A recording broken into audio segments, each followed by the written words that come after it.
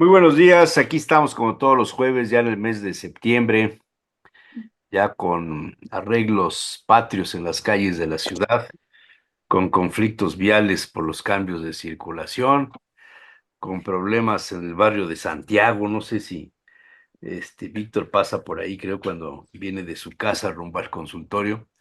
Si no te has topado ahí ya con las protestas de los ciudadanos, cerraron calles el pasado lunes, bueno, el caos de la ciudad. Y lo que ustedes digan, buenos días. ¿Quién arranca? No, fíjate que te iba a hacer un comentario. Efectivamente, se decía que la vía pública era de todos, como No, ciudadanos no, no, podíamos no. transitar, No, pero eso fue antes podíamos de la transitar. revolución. Fue antes de la revolución. Hombre. Entonces, quiero decir, ¿por qué las personas de UPAEP, así como de la UAP, en convenio con las autoridades, obviamente, ¿verdad? Para que la autorizaran y ser peatonales calles? Yo digo, bueno, ¿y yo por qué soy hijo de soldado? No tengo derecho a hacer lo mismo, ponerme de acuerdo con mis vecinos, ¿verdad?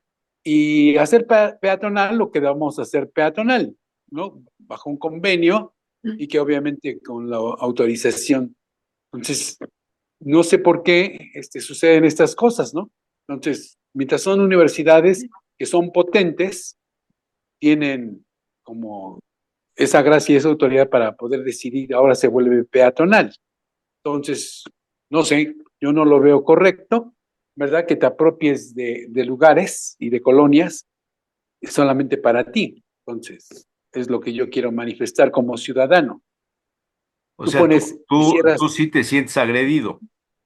pues claro que sí, porque antes los autobuses pasaban por ahí, hoy ya no, hoy tienen que desviarse. Y lo que digo, si las calles es de todos, ¿por qué yo no puedo pasar? Porque ahora se me restringe la circulación. En las colonias han puesto puertas metálicas porque ha habido muchos robos y la autoridad sí protesta, ¿verdad? Que voy a ir a quitar esas puertas de acero que han colocado los vecinos, porque eso es impropio. O sea, sí, ahí sí procede la autoridad y han quitado rejas en colonias y se están resguardando de la delincuencia. Entonces, como que no es pareja la ley. Es mi protesta. Estás enojado. No, Además, se están arreglando muchísimas calles por otro lado, entonces es definitivamente un caos. Vayas donde vayas, está complicadísimo el tráfico, ¿no? sí, sí, muy complicado, muy Bien. complicado. Bueno, pues arranco. Hoy voy a Arranca. hablar, hoy voy a hablar acerca de la moral distraída. Ustedes han escuchado esta Nunca, frase que utiliza. Ay, cómo no, no, de No, veras. ¿no? no, yo tampoco. Moral Entonces, distraída, no, jamás había escuchado de eso. No. ¿A dónde se compra o se vende o qué? ah, ¿Dónde la bueno, pues viste? hoy van a enterarse. Ok. Una frase que utilizamos cuando vemos a una persona permisible en su actuar. La moral es el conjunto de valores que establecemos como sociedad desde tiempos inmemorables para regular de forma tácita nuestra convivencia. Pero últimamente aquellos que deberían cuidar esas reglas para garantizar una sociedad más justa andan bien distraídos. La moral distraída revela una gran pobreza espiritual llevada al extremo cuando la conciencia lo admite todo y nada reprocha. Los que tuvimos la suerte de convivir con nuestras abuelas, abuelos, recordamos los refranes que son una forma práctica y realista de expresar situaciones que nos llevaban a la reflexión de nuestro actual. El lenguaje también evoluciona, se adapta a las generaciones. Cada generación se expresa de forma diferente. Las palabras o frases se crean o se dejan de usar en función a lo que está socialmente permitido. Un ejemplo podría ser el uso de groserías, ya que no me imagino a mi abuela mexicana adolescente en 1925 expresándose como un adolescente de hoy, ¿verdad, güey? O a mi abuela en la cena de largo y con guantes en 1945, diciéndole a su compañera de silla, ¿qué onda con tu pinche selfie? Saliste es buenísimo. Si una joven decía groserías, se le decía, tienes boca de carretonero. Otras épocas, otras expresiones. De ahí sale la famosa frase, una señorita de moral distraída. Pensábamos de pequeños que esa frase se decía porque olvidaban las cosas o no las encontraban. La frase, una señorita de moral distraída, hoy en día se entiende como mujeres aguerridas, no tanto distraídas. Pero hoy se puede aplicar a la frase de personas de moral distraída a muchos de nuestros representantes en la clase política, puestos de elección popular, puestos administrativos, representantes de partido, algunos empresarios, en fin, todos aquellos que tienen que ver con el cobro, mantenimiento y administración de los recursos públicos del Estado. Los valores de una persona están o no están, es decir, o eres una persona honesta o no lo eres. Pero de pronto pareces distraerte de esa honestidad o como cuando la pierdes o la dejas en un cajón, pero sigues siendo una persona honesta. Solo te distrajiste tantito. Hoy veo, hoy leo, hoy escucho muchas distracciones y hay muchos ejemplos. Es cuestión de que veas las noticias. Lo grave como ciudadanos, como sociedad, es que hemos normalizado la moral distraída. ¿Ustedes son distraídos? Yo nunca digo mentiras. Bueno, solo cuando me distraigo. Esa es la moral distraída. Hay muchas conductas de muchos personajes que siguen teniendo esa conducta y de repente se distraen y perdemos lo que tiene que ser correcto y hacemos lo incorrecto.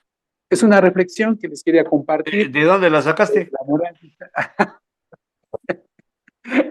Esa pregunta, fíjate, siempre tomo como base algunas cosas que son sumamente importantes. Por ejemplo, la tomé de base de la UNAM, que es del repositorio de empatía y moralidad de la UNAM, el problema de la justificación ética y de la cooperación. De ahí tomé mi base como para ir buscando en varios artículos sobre estas situaciones y tratar de hacer una reflexión de lo que estamos viviendo y lo que estamos escuchando. Es importante siempre hacer un momento de reflexión para decir hacia dónde vamos, ¿no? Cómo estamos en nuestro actuar y si esto está fuera de nosotros o nosotros estamos en lo correcto. Y que a veces somos como los extraños dentro de estas sociedades que están existiendo en nuestro mundo, que no es de México, ¿eh? Entonces, a nivel mundial hay muchas distracciones, muchas conductas diferentes que dices ya no quedan. Pero la conciencia te dice, hey, estás haciendo mal, ¿no? Sé honesto. En fin, hemos tenido tantos pensamientos que de ahí lo voy sacando. Entonces, de un artículo, otro, y es lo que me voy basando para poderlo compartir con ustedes. ¿Bueno? Me extraña que no hayan escuchado No, esas frases, en verdad. el término yo no lo conocía.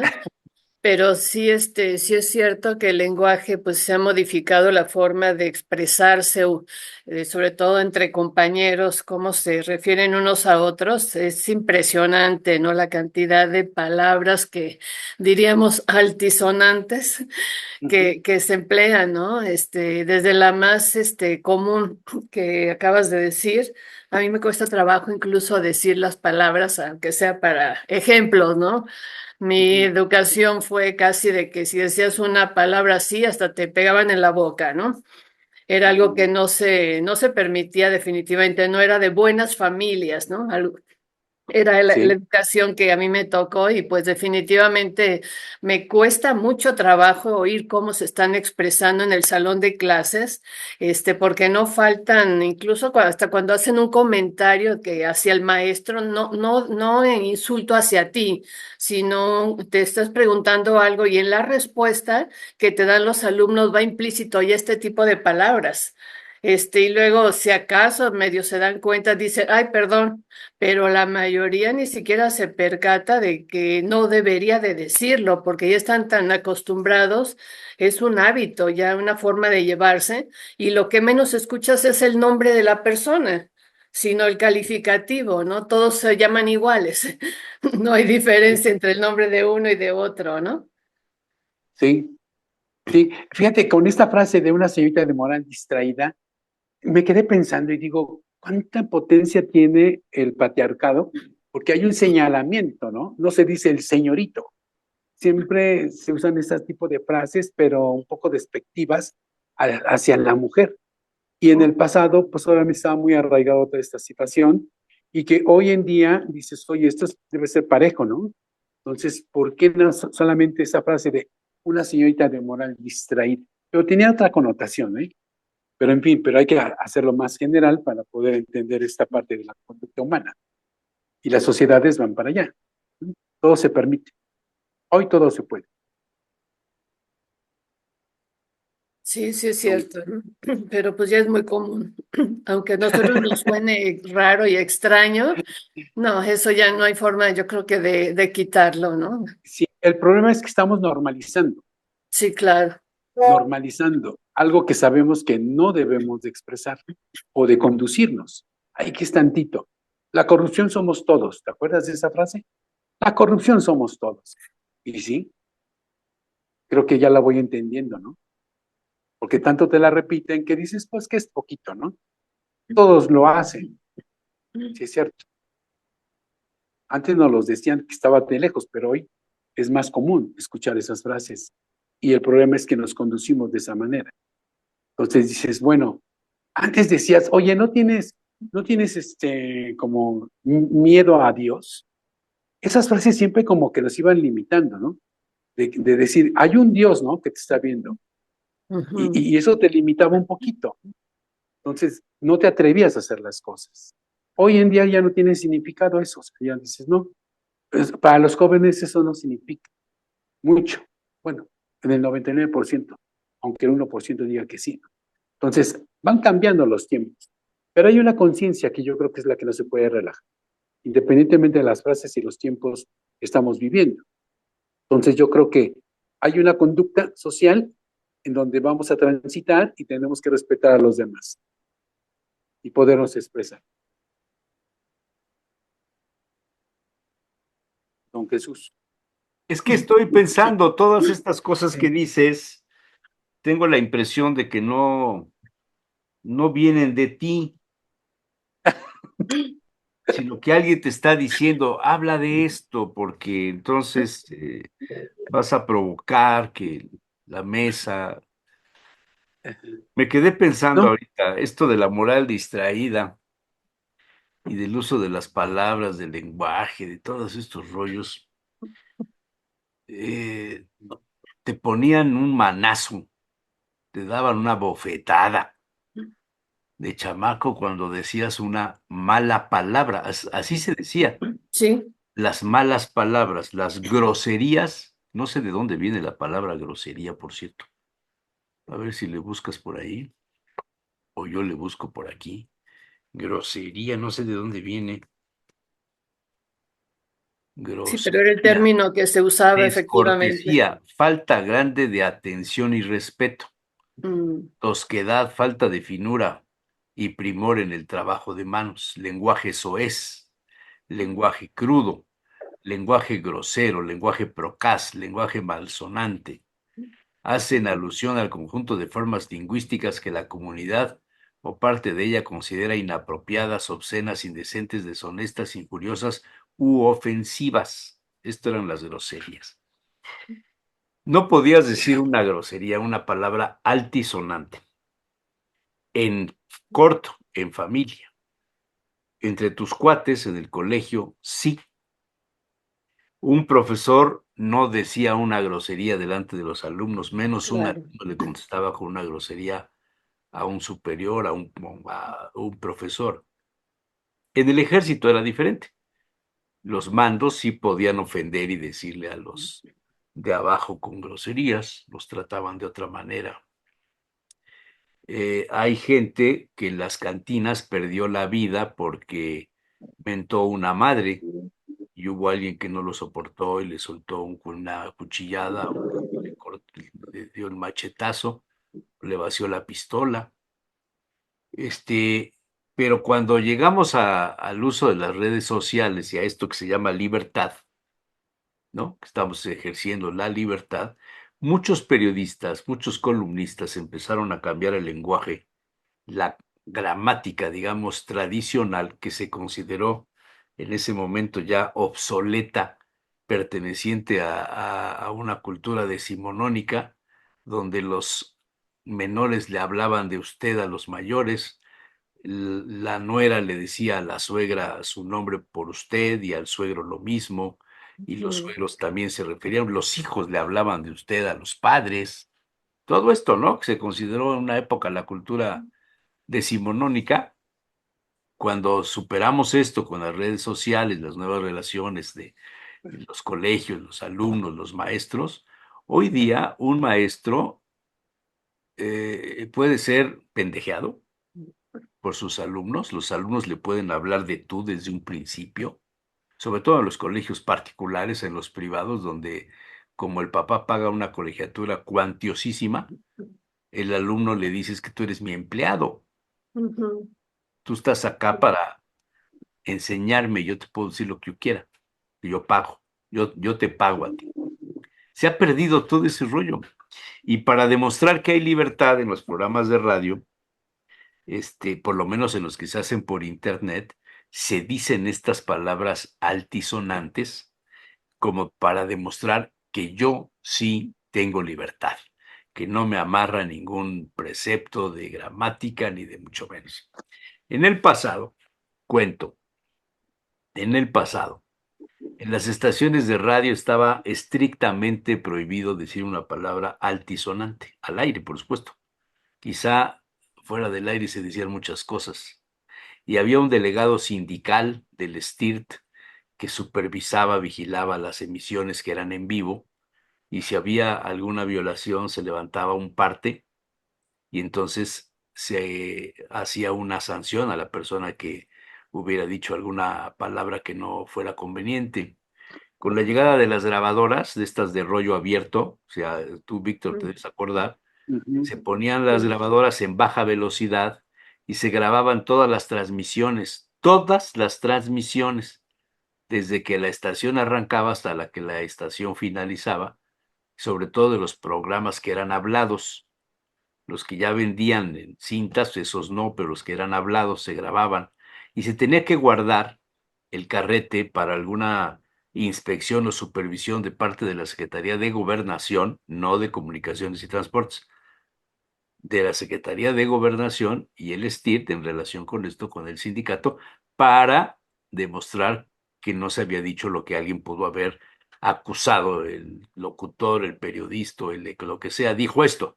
No, no es cierto. Aquí está la muestra en la grabación. Hubo un caso muy sonado hace muchos años en la XCPA. En la estación estaba a un lado de lo que era el Cine Puebla.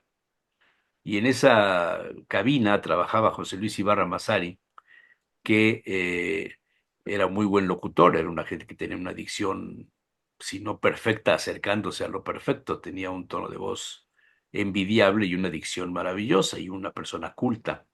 Y entonces José Luis llevaba un programa, no me acuerdo si era a la 1 de la tarde, a las 2 de la tarde, no de noticias, no, era un programa cultural de música, de comentarios relacionados con la música y con el arte, quizá. Y los micrófonos en aquella época tenían un switch abajo. Estaba la mesa, el locutor o el micrófono, y abajo de la mesa tenían un switch. Así, vamos a ponerlo así. Y Ok. entonces tú lo movías de un lado para otro. Lo encendías o lo apagabas. Si querías decir algo que no saliera al aire, porque el operador del otro lado no se daba cuenta. Él estaba atento a lo que tenía que hacer, a meter la música, los comerciales, el volumen de tu voz, etcétera, todas esas cosas. Pero si tú tenías un estornudo, tenías un moco, querías jalar una flema, ibas a toser, cómo el operador cerraba el micrófono para que tú pudieras hacer un ruido fuera de lo que era convencional. Mm. Entonces tenías un control de tu micrófono y lo movías con un switch por abajo. Pero he aquí que hubo un problema eléctrico. El switch estaba un cable suelto, alguna cosa hizo un corto. ¿Cuántas veces no te ha pasado que llegas a la recámara y tientas y de repente le haces así al switch, ¡ay! Y te da un toque, ¿no? Bueno, ahora ya son de plástico, ya no, de baquelita. Cuando eran otros materiales pasaba esto. Esto fue hace muchísimos años, como 60 años, 50 años, una cosa así. Entonces José Luis estaba al aire y hubo la visita de algún personaje, alguna gente muy importante a la estación, andaban en el recorrido y esto, y José Luis al aire, y entonces para saludar a la persona que llegaba, cierra el micrófono, pero no lo cierra, sino se da un toque. Y dice José Luis, ¡ah, chinga! Y lo castigaron, no me acuerdo cuántos días, porque había dicho una mala palabra, Ah, mano. sí. Hoy día oyes cada cosa, te vas de espaldas y dices, ya les vale, caray. En fin, Son otros tiempos, definitivamente. sí, sí, sí, otros tiempos, Sí, no cabe duda. claro. Bueno, Es, el lenguaje, ¿algún eh, comentario, Aida? eh, pues básicamente de lo de Víctor ¿La ya lo moral dije. peregrina o cómo dijo qué? ¿Cuál? La moral distraída. Ah, Distraído. distraída, peregrina. Peregrina, no, esa es otra cosa. Sí, lo que yo comentaba es que han cambiado mucho los tiempos, pero también tiene que ver con la educación que se recibe ahora y la que nosotros recibimos. Entonces, definitivamente yo creo que para nosotros no es factible ver con naturalidad este tipo de lenguaje, estas conversaciones que escuchamos a diario, pero también para ellos, el que vean a uno de nosotros hablarle de usted a un papá, pues para ellos también está fuera de contexto, ¿no? Como que son dos mundos completamente incomprensibles uno del otro, ¿no? Entonces, pues yo creo que también hay que entender que las cosas han cambiado y pues fuera de que sí hay que plantear algunas reglas en el salón de clases, sí es importante porque si no se vuelve también un caos, ¿no? Sí hay que poner un límite en las cosas, yo creo. Pues sí, en fin, la moral distraída. Distraída. Ok. ¿Qué más? Pues yo quiero dar continuidad al tema de la semana pasada, en la que hablábamos de cómo funcionaban los hospitales psiquiátricos, todas las cuestiones, pero ahora me quiero abocar a las modificaciones que se hicieron a la Ley General de Salud, que se reformó en abril del 2022. Y esto tiene que ver una parte, fueron varias modificaciones, pero concretamente lo que se refiere a los hospitales psiquiátricos, ¿no? Y parte de lo que plantea esta ley es que, porque se manejó mucho que se debían de cerrar, que se iban a cerrar los hospitales psiquiátricos. Es una de las cosas que se manejaron de manera inadecuada. A lo que se refería a lo que se refiere esta modificación no es al cierre, es a que los hospitales psiquiátricos que existen se mantengan, pero que ya no se construyan más. Se queden con estos porque la ley lo que está planteando es que se derive más la consulta perdón, los pacientes a la consulta externa, ¿no?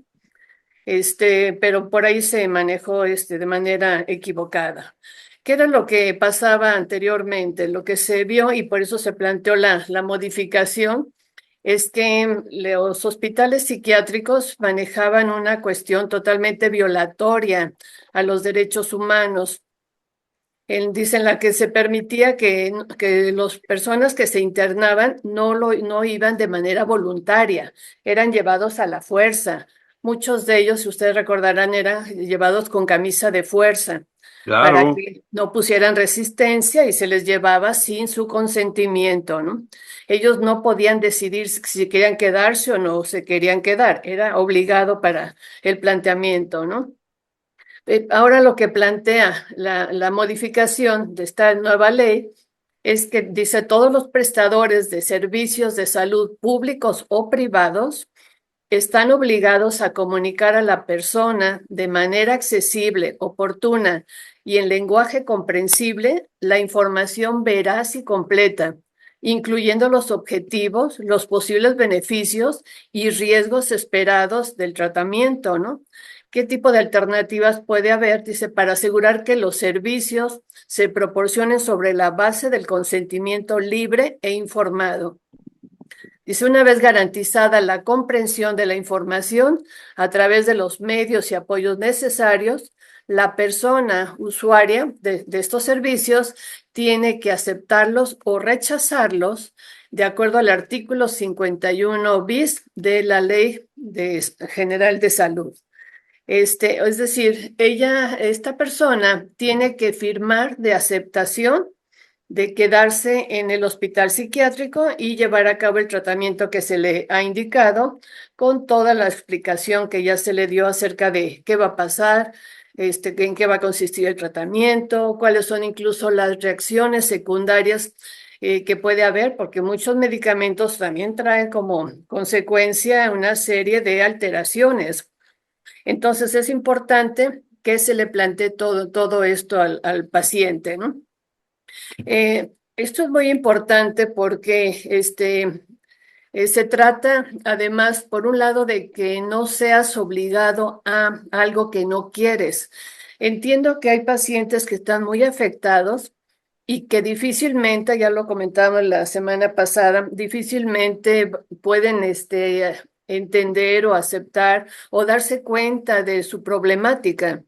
Pueden pensar que ellos están bien, que los demás son los que están mal, pero pues también aquí entra un diálogo, ¿no? Una forma de explicarle qué va a pasar. Pero sobre todo lo que están planteando aquí es que no sea el internamiento.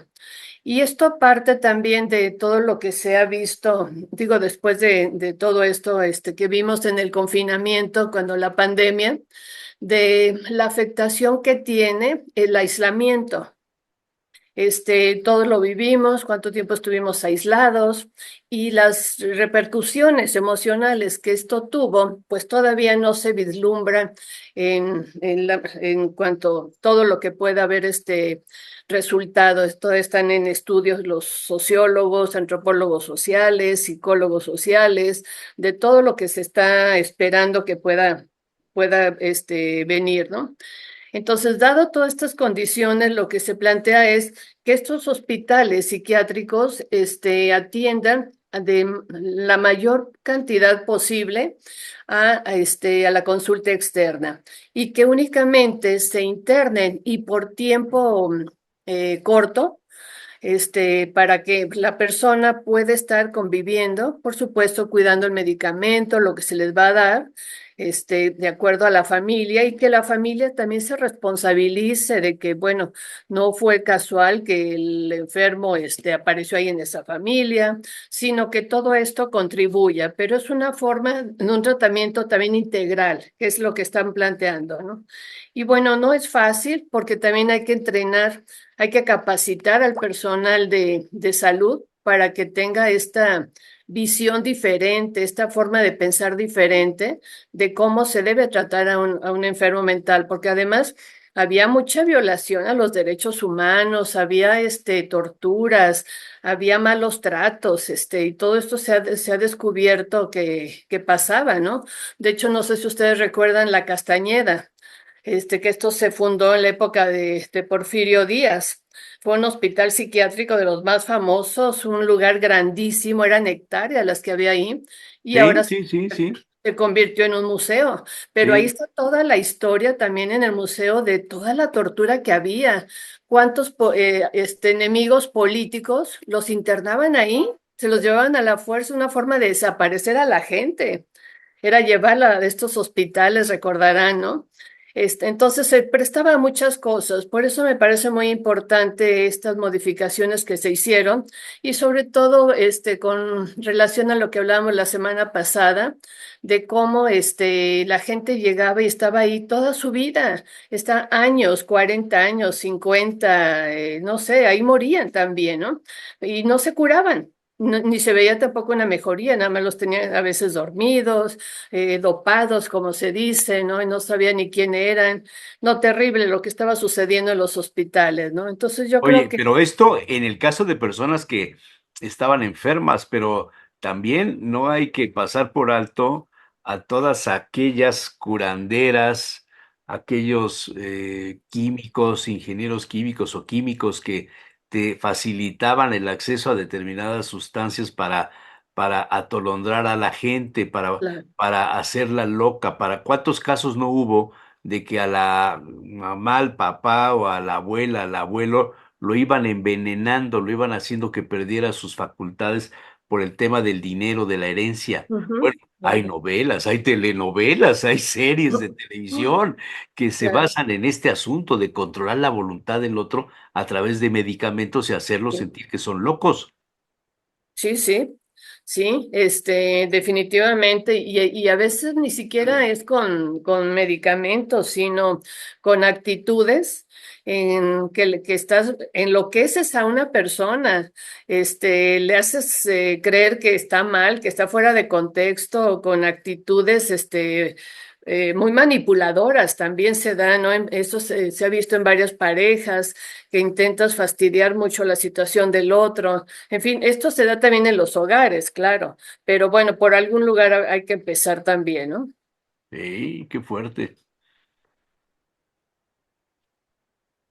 Comentarios. Fíjate, ese consentimiento informado, en donde el médico o la psicóloga, propiamente es el médico el que debe hacer este escrito, explicándole a los pacientes toda la situación del paciente que va a ser operado o que tiene esta enfermedad, y se le va a hacer toda una proyección si este pronóstico es reservado o es benéfico y que pronto va a salir de esa enfermedad o va a ser operado. O sea, el médico es el responsable de explicar a los pacientes cuál es la situación del paciente.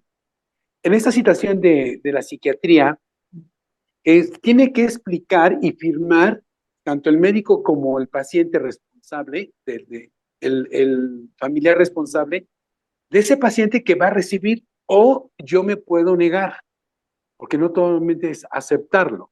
Es Claro. decir, yo no puedo con esta situación, usted que me está diciendo que es esquizofrénico mi paciente, y yo no entiendo qué es ni cómo lo voy a tener en casa. Son cosas que el médico a veces no explica, pero todo lo dice en terminología médica que nadie entendió. Y dices, no sé ni lo que me está hablando. Entonces, ¿cuáles son las repercusiones de tener un paciente psiquiátrico en casa? Y entonces el médico le tiene que explicar y ponerlo por escrito, porque es responsable ante la autoridad sanitaria y legal sobre esta situación que tú me explicaste. Y lo que tú explicaste no sucedió ni es cierto. Entonces, ese consentimiento informado por parte del médico, que es el parte que te está dando, también tiene una repercusión legal. Dos cosas que no me dijiste, pero que sucedieron. A veces yo veo que antiéticamente no explicamos todo lo que va a suceder para que te lo lleves, o no te expongo hasta dónde va a tener el problema, la consecuencia. Entonces, pareciera así como que, no, pues yo ya te informé, ya llévatela a tu casa. Pero yo también puedo tener esa negativa de decir, no te acepto a mi paciente. Ese paciente está mejor en tus instalaciones, o no tengo el tiempo, no tengo la capacitación, y yo me puedo negar al cuidado de mi enfermo. O sea, también tenemos derecho como familiares de los pacientes, porque no tenemos el recurso, y el Estado también tiene que proporcionarlo. Entonces, ese consentimiento informado, efectivamente, tú como médico dices el paciente o el familiar no aceptó, ¿verdad?, el procedimiento, y esas son las consecuencias, porque todos nos vamos cuidando las espaldas. Yo informé a tiempo, pero no se ejecutó. Entonces, sí hay cosas importantes en este cambio de ley, pero sí también hay que ponerse del lado de los pacientes. No todos están preparados para recibirlo. No, es que hay que rehabilitarlo en familia. Hijo, no sé, yo no sé si todos se contaminan, porque ya casi todos están iguales, ¿no? Igual que el paciente. Ujú. Entonces digo, ¿cuál es el comportamiento? Todos se contaminan. Si el psiquiatra se contamina, y tiene que estar cada 3 o 6 meses estando en rehabilitación del psiquiatra, imagínate un familiar que lleva años cuidando un estado así mental. O sea, imposible. Y sin recibir capacitación, pues yo ya te informé como Estado, pero tú eres el responsable. Yo no tengo el recurso. O sea, yo también me puedo negar. Claro, ahí me pueden decir abandono, ¿no? Ya abandoné a mi familia. O sea, hay muchas circunstancias. O sea, entiendo lo que hay que rehabilitar en familia a los pacientes, pero no hay recurso. Hoy en México hay más pobres, ¿no? Pareciera que hace diferencia y mucha. El dinero hace la diferencia entre los recursos y no recursos. Entonces, los medicamentos no solamente son para atontar al paciente, Jesús Manuel. Los medicamentos sirven para estabilizar todos los neurotransmisores que hay a nivel cerebral. Sí, Y a veces son eso muy en la parte médica, en la parte seria, digamos, de un tratamiento, pero yo conocí de casos que la señora fulana de tal, se tomaba todos los días un tecito y el tecito se lo hacía una cuñada o una prima y le ponía algo que la dejaba totalmente aniquilada, la dejaba tonta sí. y se volvía Mi abuelo, dependiente de esa sustancia. Eso no era un claro, médico. sí.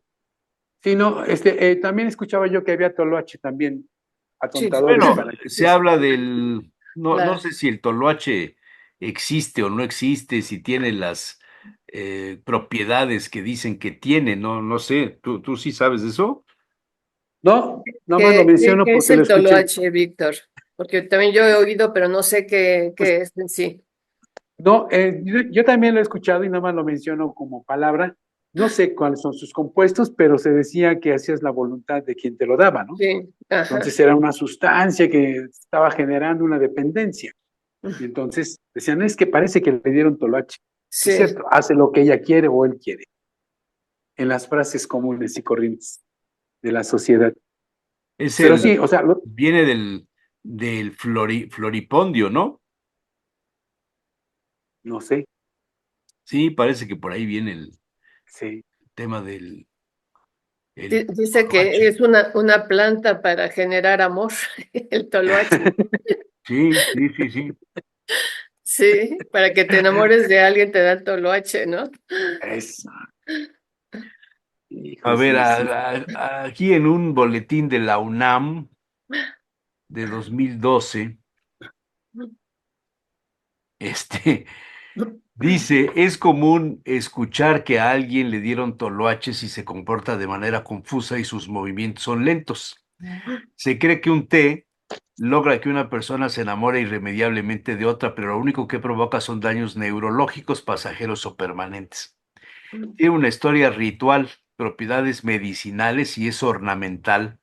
Algunas personas la cultivan en su jardín, igual que el floripondio y la copa de oro, y en algunas partes de la República crecen silvestres. No obstante, su uso es peligroso. Es importante mencionar que suele aplicarse el nombre de toloache a diversas especies del género Datura, sin considerar las diferencias taxonómicas ni tampoco la toxicidad de cada una. Aunque el conocimiento popular hace referencia a sus efectos tóxicos, son bien consideradas en medicina, especialmente por su actividad analgésica, antiinflamatoria y psicotrópica. Es una planta mexicana. Se conocen más de 12 especies en el mundo y todas son originarias de México. En los últimos años se han encontrado evidencias de que hay en Europa y la India desde hace más de 1000 años. La pregunta es cómo llegaron allá. Esto lo cuestiona Robert Bye del Instituto de Biología de la UNAM.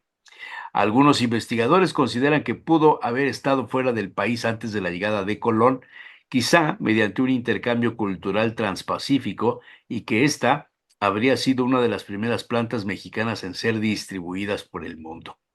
Un grupo de investigadores estiman que nuestro país es su centro de origen y diversificación.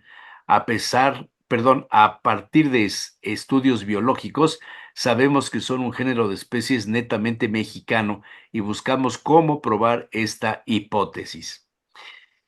El peligro del toloache. Como no hay estudios serios que indiquen cuál sería la dosis segura, es muy peligroso utilizarlo. Si se toma una cantidad muy pequeña, aunque es difícil establecerla porque cada una es distinta, sus efectos son pasajeros. Pero si se emplea una alta, hay un gran riesgo de quedar permanentemente atontado o, como decimos, entoloachados. En general, el efecto acumulativo no suele ser tan grave.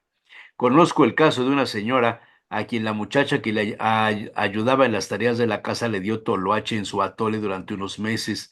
Su esposo, que es médico, me comentó que observaba que su pareja se comportaba en casa de forma rara, pero que cambiaba si salían de viaje. Cierta noche entraron al cuarto de la muchacha y encontraron una mezcla de hierbas y al estudiarlas el investigador encontró el toloache. Parece que el efecto no es reversible si se llega a ciertas dosis. Sé de unos 10 casos de personas a las que les dieron cantidades mayores con efectos permanentes, pero no conozco con efectos acumulativos permanentes, aunque es posible que existan. El toloache y en general las ataduras o las dataduras, perdón, producen desorientación, angustia, falta de concentración, pensamiento incoherente y no es distinguible entre la realidad y la fantasía. Técnicamente es un delirógeno, es decir, causa delirios. La persona está aquí, pero no puede medir su relación con un objeto u otra persona. Un conocido en California que lo toma periódicamente dice que la sensación en su cuerpo empieza a crecer y a ver muchos colores mientras vuela. Esta persona usa la raíz y la hoja de la planta, pero también se puede usar la semilla donde está la mayor concentración de escopolamina y atropina, dos alcaloides tropanos causantes de estos efectos. En México, muchos grupos étnicos del sureste de Estados Unidos y norte de México se utilizaban plantas en ritos de iniciación en los que los adolescentes se convertían en adultos. Los muchachos de entre 12 y 15 años tomaban una infusión. Bajo sus efectos y guiados por un chamán, se dirigían hacia su papel como hombres en la sociedad. Aunque estas ceremonias están prohibidas en Estados Unidos, hace unos meses en Arizona, un amigo del que escribe esto, me comentó que un grupo de indígenas aún las practicaban. Bueno, entre otras cosas, tiene también propiedades antiinflamatorias y esto sale publicado en el boletín de la Gaceta de la UNAM, el 17 de abril de 2012. ¿Cómo ven? Sí. Fíjate, sí tiene su fundamento. Por supuesto que sí tiene fundamento. Sí, pero sí se comentaba que mucha gente lo usaba, ¿no? Que a escondidas se lo dabas a las personas Se como lo un daban tecito en tés, entre, ¿sí? ujú, te lo daban en té. Por eso también se plantea que tenga uno cuidado con todas estas cuestiones herbolarias, porque muchas veces decimos, ay, es naturista, es natural lo que te van a dar, ¿no? Y cuidado con lo que estás tomando, porque también todas las hierbitas tienen reacciones, ¿no? O tienen muchos efectos Claro, claro, pues que esto hay es que cuidarse, ¿no? peligrosísimo, sí, sí. Sí. Mi madre siempre decía, ten cuidado cuando te invitan comida o te regalan comida. Bueno, eso era ¿Quién sabe? antes. Tenía la Sí, gente una cuestión de que se dieron casos de personas que fueron envenenadas poco a poco por la comida que les daban, y esto Ujú. tenía que ver, entre otros asuntos, con algún caso amoroso, con alguien que tenía relación con otra persona y esa persona para quedarse con el novio, pues le daba menjurjes y cosas para tenerla atontada o para hacerla perder la razón. Yo no sé si sí, algunos de ustedes tengan casos así en sus familias, pero yo sí supe de varios, por lo menos de tres. sí.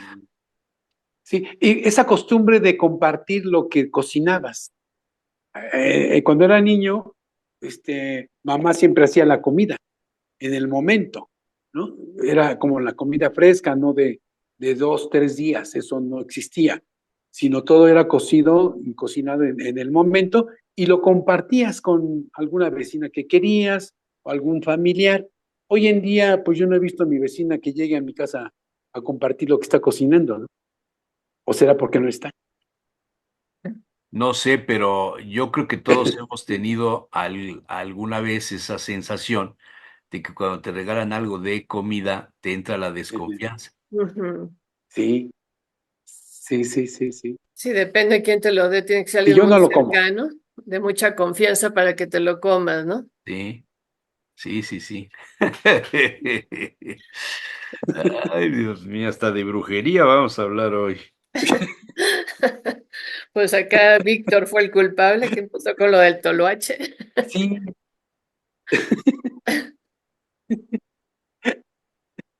Bueno, ¿qué otros temas? No, pues te toca, Jesús, Espérame, Sí, ya, yo partirnos, necesito 3 minutos. compartirnos. Necesito 3 minutos. Si no, no me da tiempo, porque yo sí trabajo. ajá. Tú y yo no, ¿verdad, Víctor? Ya mandaste el programa, ¿verdad? Ya, pues ya Sí, son las sí, sí. 8:18.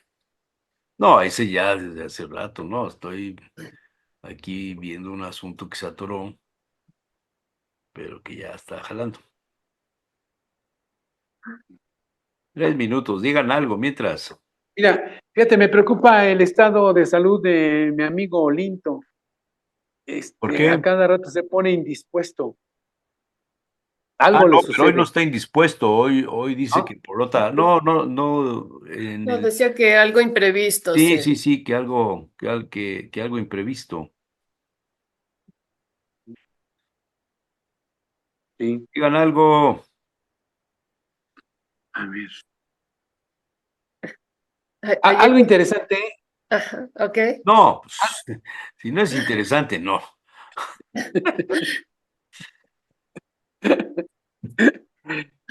No, pues no quería yo mencionarlo, pero pues lo voy a mencionar ya que tenemos este ratito. El escuchar al presidente Andrés Manuel López Obrador, que pues es muy cuestionado por los comentarios, no lo vi, sino hay frases y segmentos que he estado escuchando y que todo es cuestionado, ¿no? Entonces, de repente digo, bueno, no todo debe ser cuestionado. Yo creo que hay parte de verdad y un poquito de no realidad, pero que es una función del presidente, ¿no? Eso lo hemos escuchado siempre en cada sexenio y más cuando se despiden, como que se me ponen un poquito melancólicos porque ya dejan el puesto y ya se van, ¿no? De retirada. Pero yo creo que cada uno hace su papel. Considero que lo más importante que está a su alcance y a su disposición, nos guste o no nos guste. Entonces, es parte de algo tan complejo que unos estarán a favor, otros en contra, pero pues es una misión cumplida, ¿no? Y esto pues es sumamente importante para nuestro país, porque es como una renovación de lo que viene, de lo que puede ser una mejoría para México o puede haber situaciones que no estemos muy a favor, pero pues todos somos mexicanos y es nuestra nación y hay que defenderla, ¿no? Y estar diciendo las cosas cuando están bien o cuando están mal. Y hay que criticarlas o bien aplaudirlas cuando esto sea en progreso de todos. Entonces yo creo que cada presidente ha dado lo mejor, así me parece, y es importante siempre como un reconocimiento a que han dado parte de su tiempo, ¿no? De su capacidad y que siempre veo y tengo la esperanza de que lo hacen con buen fin, ¿no? Con buen propósito, el decir, pues todos somos mexicanos y todos seguimos en la nación, nos guste o no nos guste, estemos a favor o en contra. ¿Cómo lo viste, Aida? Yo no creo que todos lo hagan las cosas de buena fe, ¿eh? Yo creo que sí, atrás del poder hay tantos intereses personales, políticos, hay una serie de presiones también que tienen del exterior, del interior, que todo esto complica pues el poder, ¿no? Lo que están haciendo, el uso del poder incluso. A mí me parece que sí, en cada presidente se pueden decir las cosas positivas y negativas, y no precisamente eso tiene que generar un conflicto ni familiar, ni de amistad, ni nada, pues, sino que cada quien tiene derecho a ver las cosas y a expresarlas, ¿no? Yo creo que eso es algo que es importante. Pero a mí me parece que hay cosas que sí son cuestionables, por supuesto, de la presidencia, pero también ponte en el lugar de qué implica el gobernar un país. Qué complicado, ¿no? Nada más ahorita lo que se está viviendo con el Poder Judicial, todos los intereses que hay ahí de por medio, todo lo que está pasando, cómo están movilizando incluso a los alumnos, usándolos también, porque también el hecho de cómo se manejan estas marchas, hay mucho que decir de quiénes están ahí con ellos, ¿no? Porque no son marchas estudiantiles. Hay mucha gente ahí que encabeza estas marchas y que los ves ahí desfilando con ellos. Entonces dices, bueno, ¿qué hay atrás? Entonces a mí me parece que es complicado, ¿no? Y definitivamente, yo creo que sí puedes decir cosas positivas y negativas del actual gobierno que está ya por irse, pero que falta mucho por hacer definitivamente, ¿no? Y lo importante es que haya continuidad, porque lo que vemos en otros momentos es que viene un cambio y aunque sea del mismo partido, no continúan con las cosas, sino es borrón y empezar de cero. Es como para decir lo que el otro hizo, porque siempre es esto, lo que el otro hizo estuvo mal, yo sí lo voy a hacer bien. Entonces ahora vamos a partir de cero para hacer las cosas bien. ¿Por qué no retomas, seas o no del mismo partido o diferente? ¿Por qué no retomas lo que estuvo bien y partes de ahí para mejorarlo? Y lo que estuvo mal, pues ahí sí lo modificas, ¿no? Pero no hay esa continuidad. Por eso yo veo ahora con optimismo que pues parece una continuidad, así lo se manifiesta, se ve, se percibe, y que ahora sí podemos empezar a construir algo porque generar cambios, ahorita lo que yo decía de los hospitales psiquiátricos, no es fácil modificarlos. Para que estos tengan un buen manejo de pacientes psiquiátricos, van a tardar años, porque tienes que cambiar la mentalidad también de la gente, del sector salud, de los trabajadores de todos los niveles en un hospital. Entonces llevan generaciones a veces hacer unos cambios verdaderos, ¿no? Oye, si lo lleváramos a la familia, para volver una familia funcional, Uf, vamos a poner como 6 hijos, ¿no? Vamos a poner así como para complicarla. ya. Como 6 hijos con su comportamiento, su manera de pensar, cada uno diferente, con circunstancias diferentes, porque cada uno es diferente, y llevado a este comentario que tú hiciste en que hay personas como los estudiantes, manipulados o no, pero que están protestando. Si esto lo lleváramos a la parte de familia, ¿cómo podríamos negociar o podríamos empatar estos diferentes puntos de vista? Porque hay alguien que está disconforme, ¿no? Entonces, ¿cómo poder armonizar a esta familia y volverla funcional comparado con el gobierno? Tendrías que trabajar con toda la familia, primero que nada, convencerlos de la importancia de que todos asistan a las sesiones, porque también este es otro problema. El enfermo es el otro, es el hijo, es el patito feo de la casa, ¿no? Pero convencer a toda la familia de que es importante no es nada sencillo. Es una labor, a veces titánica la que tienes que hacer ahí para que esto se pueda llevar a cabo. Y ya que estás con ellos o con los que puedan asistir, pues lo que tienes que ver es qué está pasando con cada miembro de la familia, incluso cómo están viviendo la situación del enfermo, entre comillas, porque a veces el enfermo no, no es el más enfermo, a veces es otro, pero como este hace más ruido, todo se va sobre de él. Es lo que llamamos el chivo expiatorio de esa familia, pero es todo el conjunto que está ahí generando este problema y es lo que tienes que trabajar y esto ya sería en terapia familiar. Y no cualquiera está capacitado para dar una terapia familiar, porque te puedes especializar en terapia individual o terapia de pareja, terapia familiar. Entonces, pues también aquí hay especialidades, ¿no? Pero no es nada sencillo y es a largo plazo generalmente, ¿no? ¿Cómo poder negociar con un papá que dice que es la única autoridad? Y a pesar de que estamos expresando opiniones diferentes, decimos, es solamente mi palabra, mi autoridad como padre, ¿no? Como gobierno. ¿Cómo poder abrir esa mente, el decir, escúchanos a todos, todos tenemos necesidad? Bueno, para eso está el terapeuta, ¿no? Que es el que va a organizar la sesión y va a dar la palabra al que tenga que dársela en un momento dado y plantearle al papá que también escuche. Entonces, sí hay técnicas, sí se puede. De hecho, es lo que hacemos en las sesiones, es que ver incluso qué siente el señor, el papá impositivo. ¿Qué siente de lo que está diciendo uno de los hijos? De lo que está diciendo incluso de él, acerca de él, de cómo se lo percibe como padre, ¿no? Entonces son sesiones complicadas, pero tienes que poner incluso reglas, además de que, porque si no se van y al rato sigue la pelea, es de que todo lo que sucede en la terapia, pues ahí se queda, ¿no? Y no se vale hablar de algo que se suscitó ahí hasta la siguiente sesión en la que se vuelvan a reunir y se hable, ¿no? Y no falta el que rompe la regla, pues, pero lo vuelves a poner las veces que sean necesarias para que se pueda llevar a cabo el cumplimiento de las mismas, ¿no? Pero no es sencillo, definitivamente. ¿Quién tendría que negociar a nivel gubernamental? Porque dijiste el psicólogo, pero a nivel gobierno, ¿quién podría hacer esa gestión de Pero, conciliar a todos?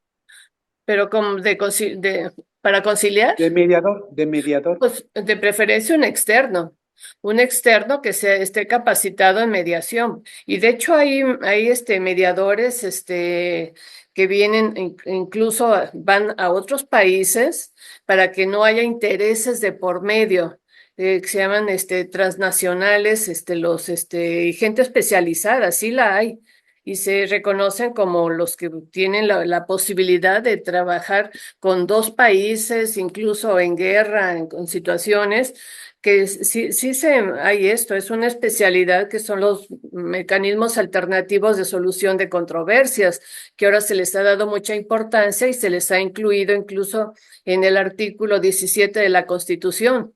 Ahí ya están incluidos pero sí tiene que ser gente muy capacitada que entienda la problemática que se está viviendo en un país o en dos países donde vayas a trabajar y tiene que ser a través de una conciliación, mediación o una negociación, que son los mecanismos alternativos más usuales para este tipo de problemas políticos, ¿no? Está bien, No sé si con esto te interesante. contesté. Oh, sí, interesante, interesante. A ver, ¿ustedes creen en la brujería? ¿Cuál de Pues, todas, la buena o la mala? Bueno, es que hay diferentes, sí, tienes razón. Yo sí creo A ver, en la cuéntame. buena energía, en la buena energía, ¿no? Buenos deseos, eso sí creo, ¿no? De Yo una leí un energía que te artículo puede hace llevar. unos años, una revista de modas en Vogue, que es una de las revistas que no pueden faltar en mi baño, que preguntaba qué significa ser una bruja moderna. La bruja es una figura que aparece pues en toda la historia de la humanidad, ¿no? Se habla del odio de las brujas hacia los niños, algunos de los cuentos nos mencionan a una mujer mala, una bruja que envenena una manzana, que pincha el dedo con una aguja, cosas de ese tipo, ¿no? Con Harry Potter se ha desatado todo un asunto relacionado con la brujería, digamos, buena. Hay algunas series que hablan de esta manera de hacer actos de magia. Se confunde a veces la magia con la bruja, pero el arquetipo de la bruja, eh, ¿cuál es? Se define como un atávico sendero espiritual arraigado en los ciclos de la Tierra y las estaciones, en los del cosmos y los del yo. Echa raíces en el empoderamiento personal y bebe de la influencia de la cultura que rodea a cada bruja. La belleza de la magia es que es más efectiva y potente cuando es profundamente personal. En ese artículo se mencionan casos prácticos de tres brujas en el mundo. Una se llama Bere Parra, tiene 39 años, es un artículo de hace 5 o 6 años, ya tiene ahorita 40 y algo, que vive en la ciudad de Guanajuato. Para Bere Parra, que es asesora o era en aquella época asesora de comunicación freelance, ayuda a sus clientes en ámbitos como el copywriting, las redes sociales y la gestión de comunidades en línea. Su magia abarca infinidad de aspectos. Su brujería arraiga en la devoción al yo, en el satanismo y en honrar a lo rebelde divino. Dice ella, Bere Parra, mi marca personal en la magia y la brujería incorpora principios del satanismo labellano, del luciferianismo y de algunas tradiciones de la Wicca. A menudo trabajo con los poderes de la luna y con la ayuda de la diosa Lilith, dependiendo del asunto que tenga entre manos. La magia de Parra surge de un linaje matriarcal de sanadoras. Su bisabuela era bruja, una curandera de Oaxaca, a la que acudía la gente de su comunidad cuando necesitaba sanar el cuerpo o el espíritu. Esta tradición la heredaron Parra y su madre, que incorporaron sus propios rituales y prácticas de magia en su vida cotidiana. Aunque México es un país muy católico, la brujería sigue siendo una parte muy importante de la cultura de los mexicanos. Los mexicanos son gente de mente abierta, únicos y contradictorios. No nos gusta, dice Parra, seguir las reglas a rajatabla. La gente, aunque sea católica, también practica la astrología o va a que le echen las cartas del tarot o visita a las brujas para que les hagan la limpieza. Sin embargo, en México el satanismo sigue siendo tabú, ya que mucha gente en todo el mundo sigue teniendo conceptos erróneos sobre lo que implica la práctica del satanismo, que tiene que ver, según ella, con la individualidad, con la subversión y la rebelión, sobre tener la fuerza y el arrojo para ser original y caminar al ritmo que tú misma te marcas. No adoramos al diablo, es una práctica mucho más rica y compleja, dice la chica esta Parra. En el satanismo lavellano no veneran a ninguna divinidad, son ateos. En el satanismo teísta, como el que yo sigo, dice ella, practicamos ciertos rituales o prácticas que sí que implican la veneración a una deidad, pero no nos adherimos a ningún canon específico. Me quedé pensando, el artículo es muy largo porque habla con otras dos brujas, una de Japón y otra de no sé dónde, de Perú, creo, de alguna parte. ¿Cuántas cosas no se deciden en el mundo de la política influenciados por la brujería? Cuando era presidente Luis Echeverría Álvarez tenía fama, una sanadora que lo visitaba y había una gente, una chamana que lo asesoraba. A Puebla vino varias veces Luis Echeverría siendo secretario de Gobernación a consultar a una bruja que yo conocí, Mm. porque era mamá de una chica que trabajaba conmigo. Cuando llegué a la casa de la chica esta que nos invitó un día a comer, no sé si Víctor la trató, no, todavía no. La señora salió y me vio con una cara descompuesta y no me saludó. Y yo tampoco quise saludar, o sea, darle la mano. Ya pasamos a la sala, nos invitaron ahí, unas cosas de beber, de comer, celebraba algo esta niña. No la volví a ver a la señora, pero luego me enteré por cuentos y por leyendas y por rumores y por chismes de la sociedad poblana, una señora de alta sociedad, una señora de cierto apellido rimbombante. No lo voy a dar porque me parecería falta de ética. Rimbombante. Y me empecé a enterar de muchísima gente que llegaba y que la veía y la consultaba, entre otros, Luis Echeverría Álvarez. Y un señor que era el embajador de México en China, de apellido Manzanilla. también venía. Mm. Pero cuando cobró fuerza la señora, le decían la tía, así le decían.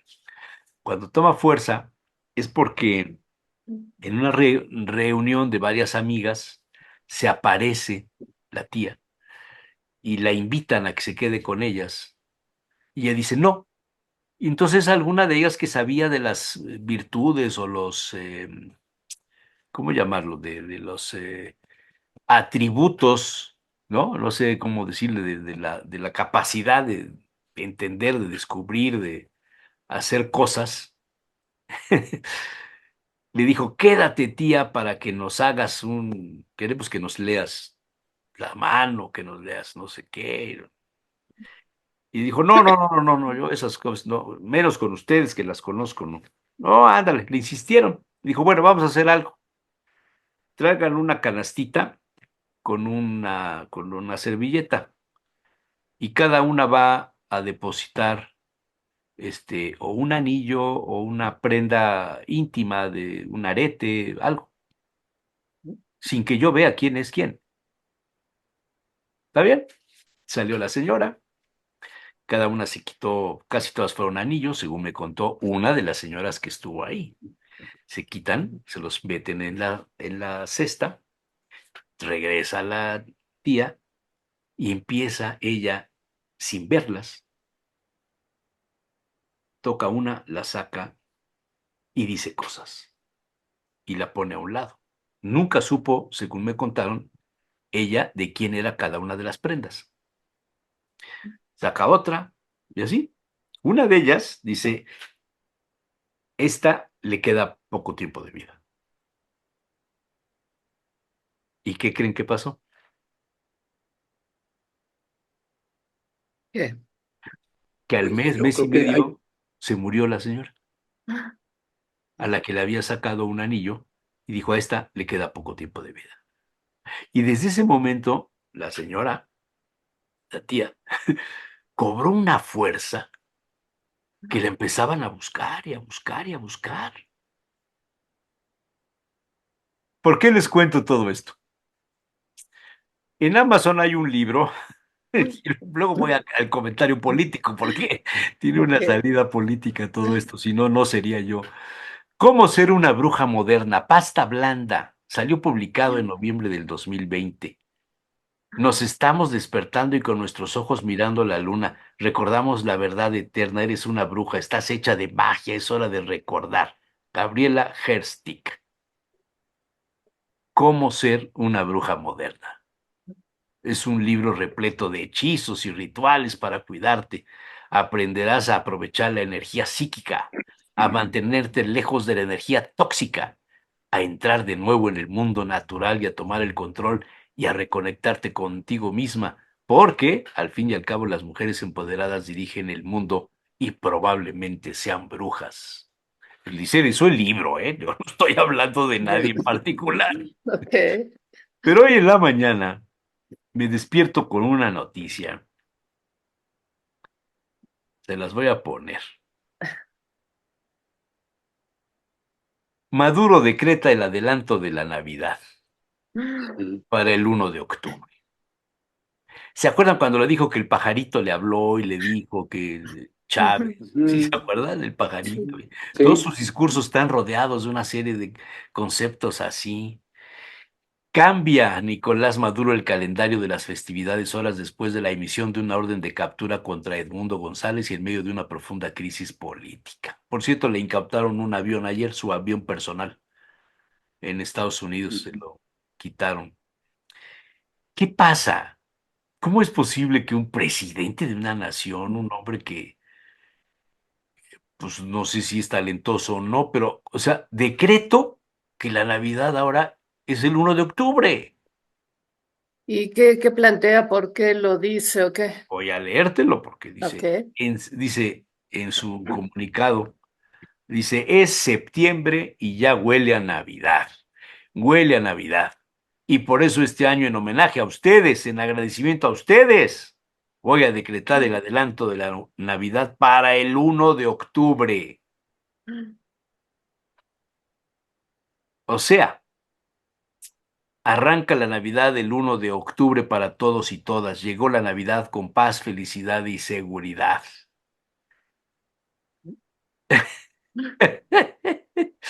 ¿Qué onda? ¿Qué está pasando en el mundo? Decreto la Navidad para el 1 de octubre. ¿Qué les parece? ¿Habrá algo mágico? ¿Habrá algo de brujería? ¿Habrá algo de influencias mentales, de dominios de la mente? ¿Cómo es posible que... ¿Les pongo otro? A ver, a ver, El Pues son domingo, ocurrencias, ¿no? el domingo, ¿qué? nuestro sistema de salud ya es mejor que el de Dinamarca.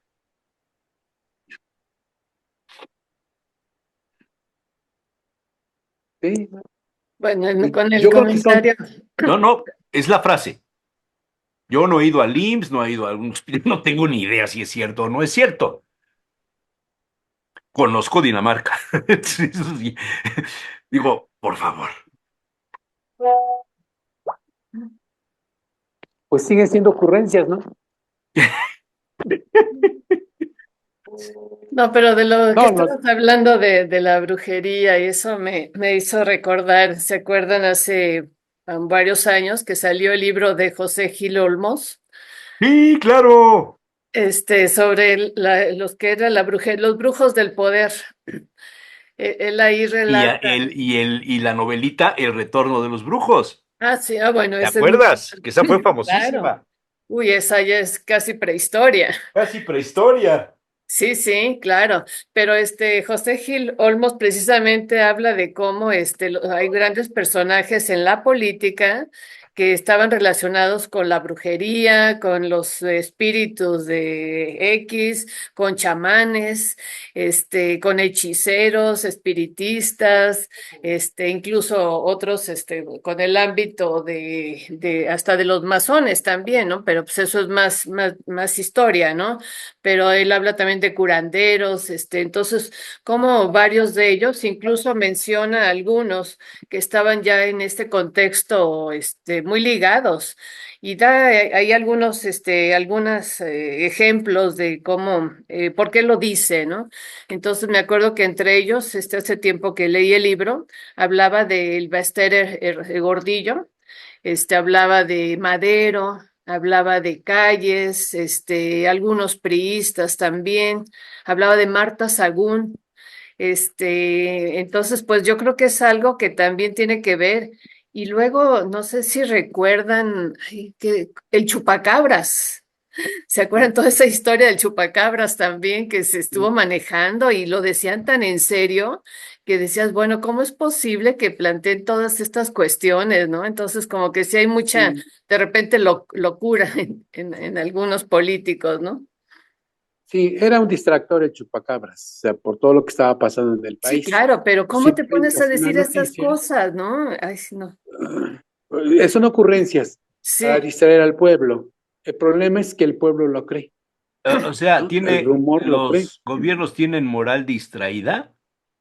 Así así es, tienen moral distraída, efectivamente. Es el mejor ejemplo, ¿no? ya.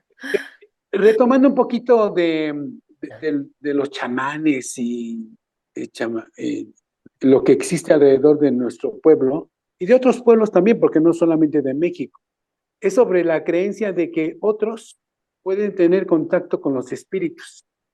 Y ese contacto con los espíritus va a ser revelador para ver hacia dónde me voy a conducir. Y los chamanes se ponen en contacto con nuestros ancestros, ¿no? Y te van ubicando y te van dirigiendo hacia todo esto.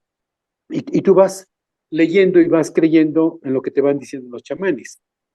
Esto es ancestral, o sea, ¿no? Cuando llegaron los españoles querían terminar con todas esas creencias y entonces aparece lo que es el sincretismo, ¿no? De cómo los pueblos originarios, bajo esa influencia y esa religión, los santos pues, representan mucho de lo que es toda su creencia. Pero Y por supuesto. para no ser lastimados, bueno, pues te voy a poner a San Marcos, ¿no? Entonces, todo esto que es el sincretismo tiene mucho fundamento, mucho que ver, y por eso es que tratas como de ver a través de los videntes qué es lo que me va a pasar a mí, hacia dónde voy a llegar y cuáles son mis metas, o qué tengo que hacer para poder llegar. Entonces aparecen estos rituales, ¿no? Famosísimos, lo que hemos visto de las limpias, lo que vimos con Andrés Manuel López Obrador en su toma de protesta hace 6 años, en donde en el Zócalo aparecen todos los chamanes, y entonces se les da los bastones del poder, ¿no? Y entonces eso lo retoma. Todo Todos esto, no, pues es fueron los de algunas comunidades, ¿eh? Porque luego hubo Sí. críticas de otros líderes del chamanismo, digamos, no comercial, que dijeron, nosotros no participamos de eso, nosotros no nos metemos en política, o sea, hay de todo. sí, sí, pero más que todo, yo creo que el buen entendedor es la armonía de la naturaleza.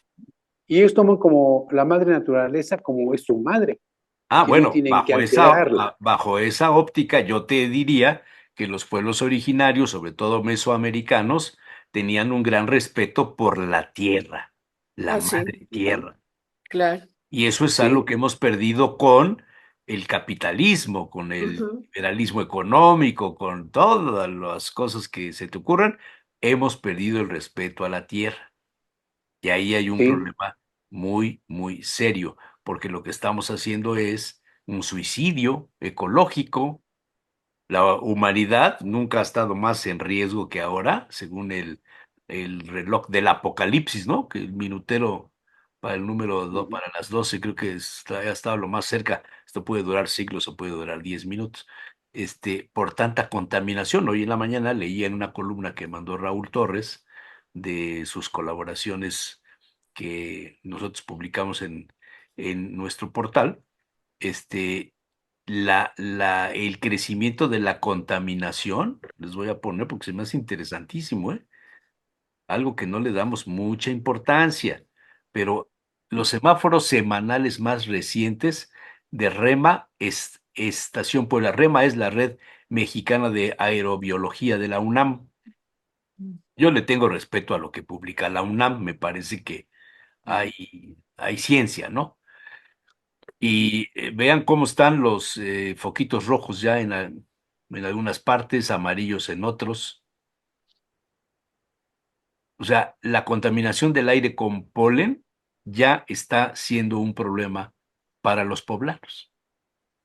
¿Mm? ujú. En fin, Bien. ¿qué otra cosa que tenemos tiempo?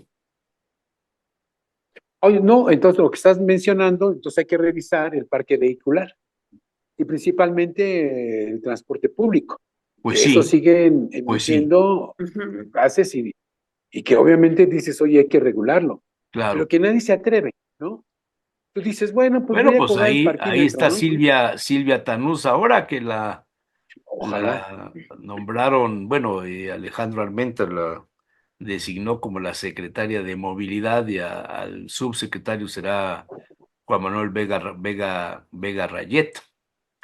Es un sí. tema, me acuerdo en una reunión con empresarios, Manuel Bartlett en campaña dijo que iba a corregir todo el problema del transporte público en la ciudad y contrató a una gente importantísima, Cali Mayor, que Mm. vino a hacer un estudio aquí de una serie de cosas y plantearon y juntaron a los permisionarios, se juntaron con los fabricantes de autobuses, a las agencias vendedoras de los autobuses de International y Dina y Volvo y no me acuerdo cuántas marcas más.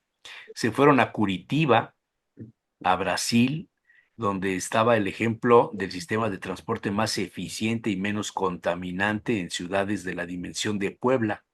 Y llevaron a los permisionarios. Hablaron con el Banco Mundial, se hicieron trámites para tener créditos para cambiar las unidades, para comprar nuevas unidades con créditos blandos. Se habló del tema de darle seguridad social a los choferes. ¿Y qué pasó? Nada, Bartlett no pudo con desde el el escrito. problema. No No. pudo. Y después de él, Moreno Valle quiso hacer lo mismo con los Ruta. ¿Y qué pasó? No Es que pudo. es toda una mafia también ahí, Lleva ¿no? años y años y años y Sí, años y años. En fin, sí, sí, es que es muy difícil quitarles el negocio, porque así lo ven, ¿no? Y hay algunos que tienen varias rutas. no, hombre, hay gente que tiene, Está complicadísimo eso, ¿eh? son intereses que no Sí, tienes idea los que sí, hay atrás de eso. claro.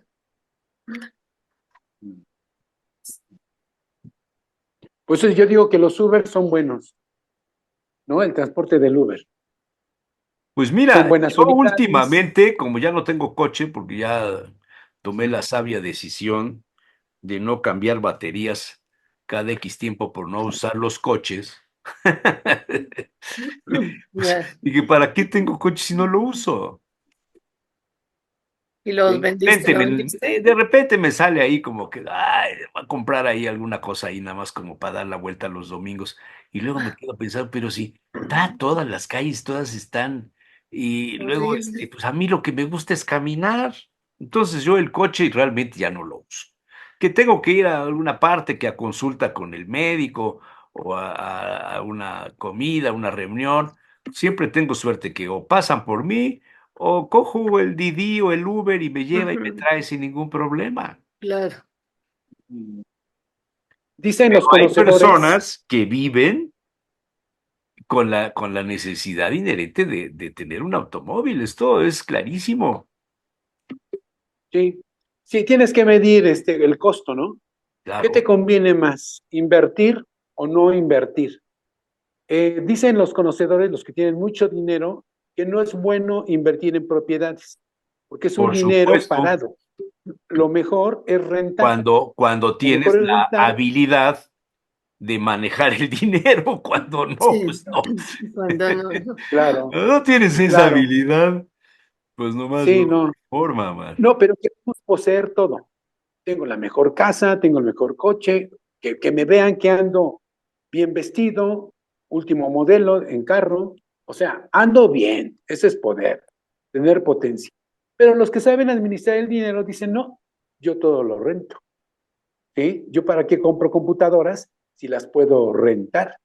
Pago una mensualidad y se va a renta y se va a deducir, Yo lo ¿no? que he Entonces, visto ahora en los últimos meses y me espanta mucho, personas que conozco, es que ya no están invirtiendo en México, no, ya no. están invirtiendo en España. Tengo un amigo Ujú. que le encanta el tema del vino y siempre pensó en comprar un viñedo en Baja California y me acabo de enterar que no, que va a comprar un viñedo en España. Qué cosa. O sea, ¿qué Ya. está pasando? Ujú. Cuando la gente no empieza a creer en su país, ¿a dónde vamos a parar? Cariño mío, diría la canción, ¿no? Ujú. ¿A dónde vamos a parar? ¿No? Sí. Así es que yo espero que le vaya bien a Claudia Sheinbaum, porque si le va bien a ella, nos va a ir bien a nosotros. Claro, claro. Sí, no, las presiones están tremendas, ¿no? De fuera y de dentro. Claro. Entonces, como que Bueno, el transitar va a ser muy difícil. pues es una bomba de tiempo que quizá los que la activaron ahora no tengan la capacidad de desactivarla. Ujú, ujú. Cada vez que oigo esto hace rato no sé quién dijo lo de los estudiantes de las universidades, Aida, ¿no? Aida. Yo soy más grande que ustedes, a mí me tocó cuando el 68 yo tenía 15 años y lo que se manejaba en aquellas épocas es que el gobierno federal no escuchaba a los estudiantes, no los escuchaba. Cerraba los oídos, cerraba los ojos y los ignoraba. Y vean todo lo que pasó. Y hoy Ujú, día que salen los estudiantes, el calificativo es el mismo en la época de Díaz Ordaz. Están asusados, están ujú. manipulados, están manejados. son carne de cañón, así se decía en aquellas épocas, es carne de cañón. Pero bueno, ¿qué Sheinbaum más? viene de los, Sheinbaum viene de los movimientos, Sí, claro. Claro, de ella es, abrir un poco es más. que Claro. ese es otro detalle, lo comentaba yo el martes con Fritz Ujú. Glockner. Fritz es una Ujú. gente de izquierda, o sea, no podemos, Ya. ahí sí Sí, hay, sí, trae el sí, gen, trae el Hay ADN, sustancia. trae el ADN de, de la izquierda por de toda la supuesto. vida, ¿no? Ujú. Ujú. De toda la vida. Y comentaba yo con él, sobre lo que se espera que haga Claudia Sheinbaum y sobre la diferencia con López Obrador. Y coincidimos en que López Obrador no es un hombre de izquierda. López Obrador es un político egresado del PRI, de las épocas del partido ultrapoderoso, totalitario, autoritario. No digo López Obrador, sino el PRI de esa época, que no permitía que Sí. nadie le cuestionara nada. Hay escuela, hay escuela. Pero Claudia no. Claudia es una mujer que viene del activismo, Sí. incluso en su momento de la persecución y de la clandestinidad de Ujú. sus acciones. Entonces yo sí espero otro estilo, otra forma. Y luego cuando leo algunas columnas encontradas de unos a favor, otros en contra, encuentro algunas alternativas, porque hay quien dice que va a ser una empleada del observador. Yo Ay, no lo creo. no, Y hay quien definitivamente dice no. que va a romper con López Obrador. Yo no lo creo tampoco. Pero lo que No. sí creo es que tiene que sacudirse, Claudia, a algunas personas que le impidan ejecutar su gobierno como ella quiere Ujú. y que le ponen candados o le quieren dejar ciertos candados para que no lo haga. Y eso es lo que está pasando ahorita en la Cámara de Diputados. Ahí están los candados. Ahí están los candados. Esto Yo no sé si, de la relación con Canadá y Estados Unidos pausada con las embajadas, pues nos ha costado críticas en muchísimos medios internacionales, que tampoco creo que nos vayan a cambiar el rumbo, pero yo no compro dólares, yo no compro dólares, hay gente que tiene sus ahorros en dólares. Sí, sí. Yo no, pero nunca lo he hecho. Bueno, alguna vez ahí que mi suegro que me dijo, abre una cuenta aquí, no sé qué, pero la cancelé muy pronto. Pero la gente se levanta y lo primero que checa es cómo está el dólar interbancario. No Mm. sé por qué tanto temor, pero hay ese asunto. Me imagino que mm, tendrán en juego muchas cosas, ¿no? Ah, yo compro euros. ujú, Yo ni euros ni El dólares. dólar bajó y el euro subió en el mundo. Algo está pasando. sí, sí. A mí lo que pareciera como que ojalá y no regrese 68 con los estudiantes, No, no, que no, no, esto no. vaya No, a no, crecer ¿cómo No, crees? más, no, que no, vaya a toca crecer madera. más los Atrás. movimientos y que ahora tengas que ejecutar tú, ¿no? Que tú vienes Ujú. de ese origen, vamos. Eso me da temor. No quisiera yo ver esos escenarios, sino escucharlos. Por eso decía yo, ¿quién va a mediar en esta situación? Si lo ponemos gobierno-familia.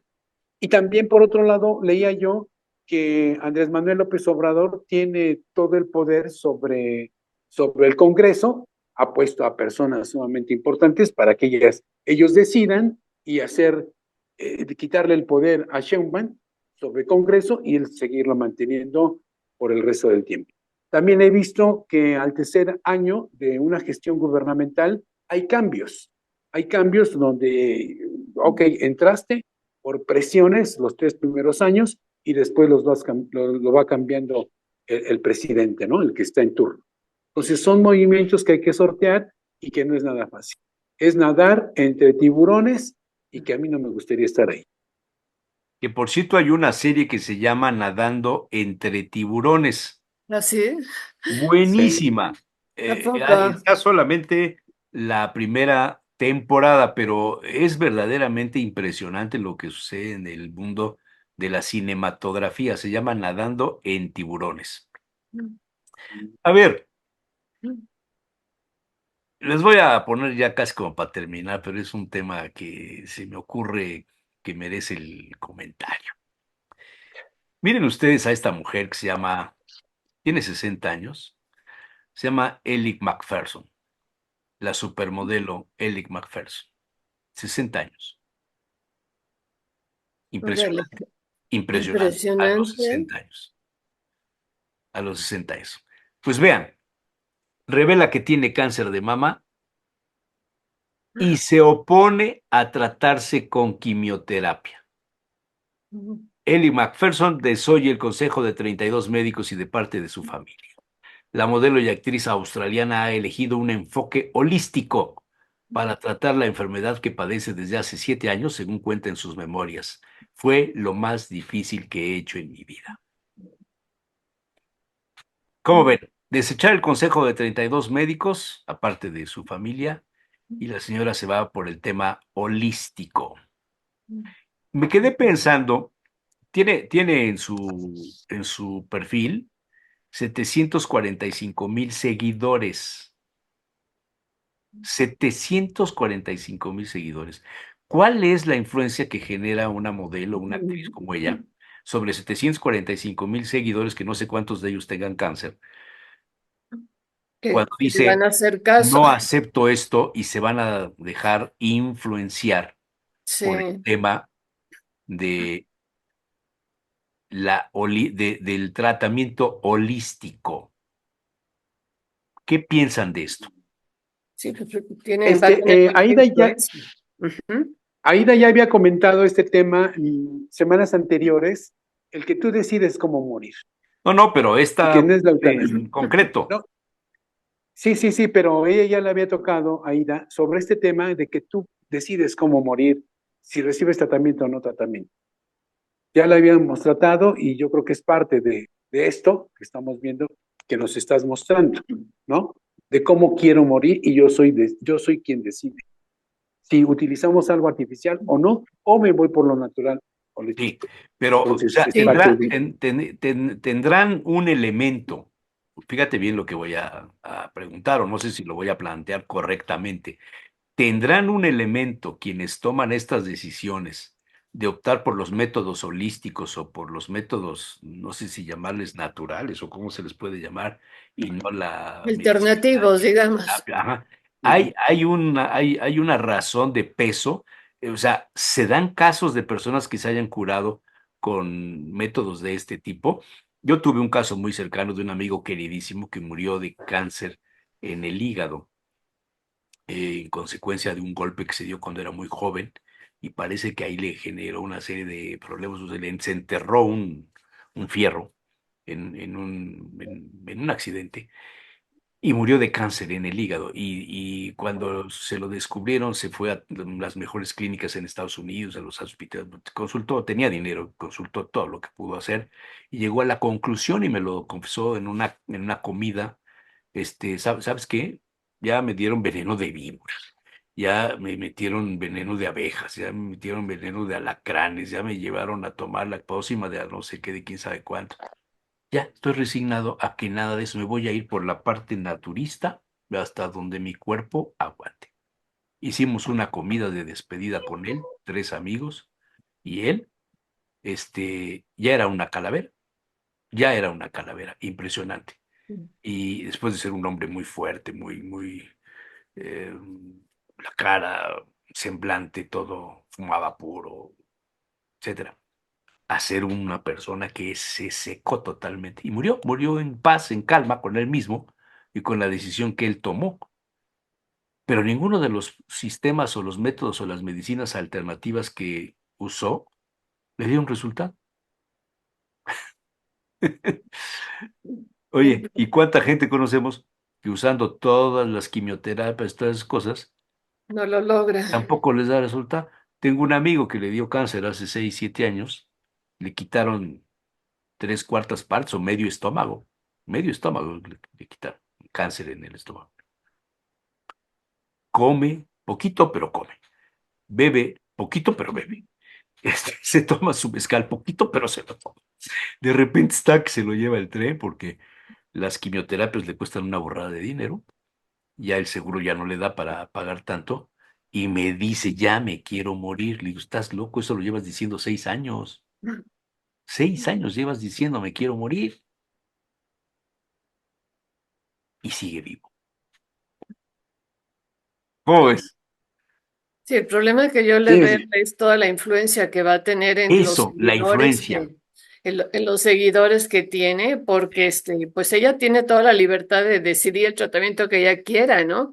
Pero sí va a influenciar a mucha gente para que tomen esta decisión en un momento dado que tengan cáncer, ¿no? Este es el problema que yo le veo. ¿Verdad que Y, sí? y cada quien pues es libre de decidir, pero pues ya cuando lo publicas, si tienes tal cantidad de seguidores, pues ya cuidado con lo que A ver, pones, ahí hay ¿no? una responsabilidad de Sí, lo que publicas, del claro. daño que le puedes causar a otras personas. ¿Podría llevarse a eso? Yo creo que sí, porque tienes que tener mucho cuidado en las cosas que tú publicas también, ¿no? Es decir, una cosa son tus ideas y otra cosa es lo que puedes influir en los demás. Este, pero pues no sé, creo que sí. Quiero pensar malamente que quiere me gustas como aceptación para ganar más, ¿no? Quiero tomarlo así, aunque la realidad es que ella toma una decisión de si yo no quiero nada y me voy por lo holístico. Pero digo, no, lo que tú quieres son me gustas y me gustas para hacerte más popular. O sea, realmente sí es muy peligroso lo que se manifiesta Yo públicamente. supe de un caso de una poblana,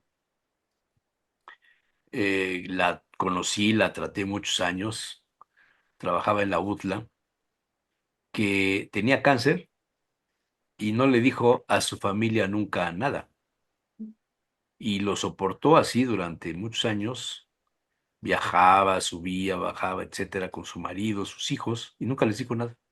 Hasta que un día, pues evidentemente el cáncer le No. consumió, ¿no? Y entonces fue Ujú. con el médico, fue con su marido, y ahí el marido se entera que tenía cáncer. Y le pregunta que por qué no se hizo los estudios antes. Y le dice el médico, dice, mire, a su señora la estoy tratando desde hace tantos años. Ujú. Ahora, Y le preguntaron a ella, fue un gran ejemplo, sus amigas le lloraron, bueno, un gran ejemplo porque ella les dijo, miren, cuando yo supe esto, yo sabía que me quedaba pocos años. Y yo quise mejor disfrutar los años con mi familia, haciendo todas las cosas que se me ocurrían, con los seres queridos, con mi papá, todavía había su padre, con sus hermanos, etcétera, hacer todo lo que yo pudiera hacer. Organizaban viajes, se iban a España, se iban a Estados Unidos, se iban a Alaska, se iban a mil partes. Tenían posibilidades de hacerlo, sí, pero no que me vieran con compasión, que vamos a ir a esto porque tengo esta enfermedad. Se me hizo tan razonable. Hay que tener muchos pantalones, ¿no? Y madurez intelectual para tomar una decisión así. claro. Fuerte, muy fuerte. Murió finalmente de casa. Ujú. Y yo siempre le digo a la gente, sean Leo, sean Tauro, ¿no? Pero nunca cáncer. Nunca casa. Sí, nadie quiere ser cáncer. Bueno, ya nos vamos. Ok, No, sale. este es un ejemplo de que muchas cosas tú vives en soledad sin decir lo que te está pasando, porque Claro, eres muy discreto. Bien. Hasta con tu muerte, sí, hasta con mi muerte, ¿no? En fin, así pues es. muchas gracias. Nos vemos la próxima Bueno, próxima semana. semana Hasta estaremos a luego. unos días de las fiestas patrias. Sí, Ajá. ¿Y qué va a No pasar? me corten. Voy a terminar la grabación, pero espérense un segundo. ok.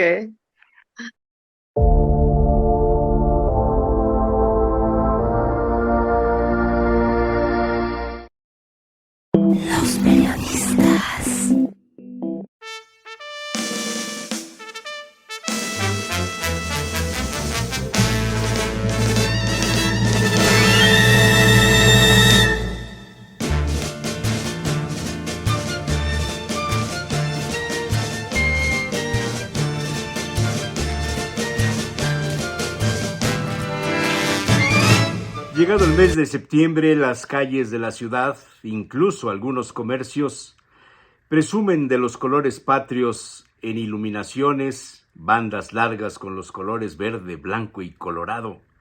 Quizá una de las tradiciones más populares, rodeada de eventos callejeros, fiestas, ferias y por supuesto la llamada noche de El Grito. La fecha es aprovechada por vendedores y comerciantes para proponer los antojitos mexicanos, donde los colores patrios sirven como elemento decorativo de la comida.